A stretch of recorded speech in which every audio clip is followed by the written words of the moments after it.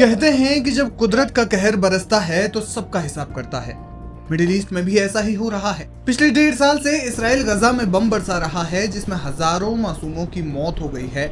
लेकिन इस बमबारी के बीच इसराइल के सबसे बड़े शहरों में से एक यरूशलेम के जंगलों में ऐसी आग लगी कि इसराइली नागरिकों को वहां से भागने पर मजबूर होना पड़ा। उन्होंने अपना घर छोड़ दिया है और वो उन जगहों से निकल गए हैं। आग पर काबू पाने की तमाम कोशिशें की गई, लेकिन ऐसा नहीं हो पाया तो सरकार को राष्ट्रीय आपातकाल की घोषणा करनी पड़ी। इजरायली सरकार ने मामले में अंतर्राष्ट्रीय मदद की अपील की है।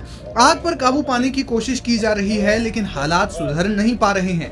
बताया जा रहा है कि आसपास के इलाकों में हवाएं तेज हो रही हैं, जो आग को और ज्यादा भड़का रही हैं।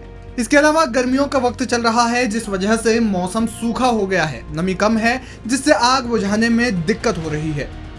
हजारों एकड़ की जमीन खाक। यह आग सबसे पहले यरूशलेम के जंगलों से शुरू हुई, जिसके बाद देखते ही देखते 100 से ज्यादा जगहों पर फैल गई। अब तक 3000 एकड़ से ज्यादा का इलाका जलकर खाक हो गया है, जिसके और ज्यादा बढ़ने की आशंका है। रिपोर्ट्स के मुताबिक अब तक हजारों लोगों को सुरक्षित स्थानों पर पहुंचाया जा चुका है। वहीं आसपास के इलाकों में आग और काले धुएं के अंबार से लोगों का दम घुट रहा है।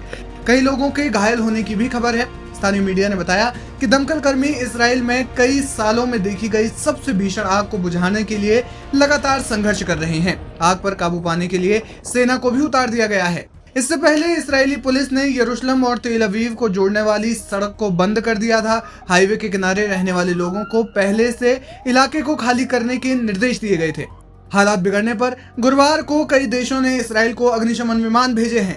जानकारी के मुताबिक बीते बुधवार को दोपहर के आसपास लगी आग पर काबू पाना मुश्किल होता जा रहा है। गर्म और शुष्क परिस्थितियों के साथ तेज हवाओं के कारण भड़की आग पर काबू पाने के लिए इटली, क्रोएशिया, स्पेन, फ्रांस और रोमानिया ने इसराइल को मदद भेजी है। वहीं नॉर्थ मैसेडोनिया और साइप्रस सहित कई अन्य देश भी अपने विमान भेज रहे हैं। इसराइली अधिकारियों ने बताया कि 10 से ज्यादा अग्निशमन विभाग आग बुझाने की कोशिश में लगे हुए हैं। यानी कुल मिलाकर देखा जाए तो यरूशलेम के जंगलों से शुरू हुई ये आग अब लगातार बढ़ती जा रही है। जानकारी के मुताबिक अब तक 3000 एकड़ से ज्यादा का इलाका जलकर खाक हो चुका है। जिस तरीके से तेज हवाएं चल रही है, उससे ये आग और ज्यादा भड़क रही है और साथ ही साथ लोगों को भी इससे खासी दिक्कतें हो रही है। अब तक सैकड़ों लोगों को एक स्थान से दूसरे स्थान पर स्थानांतरित किया जा चुका है। बहरहाल देखना यह होगा कि इसराइल में भड़की हुई ये आग कब तक शांत हो पाती है।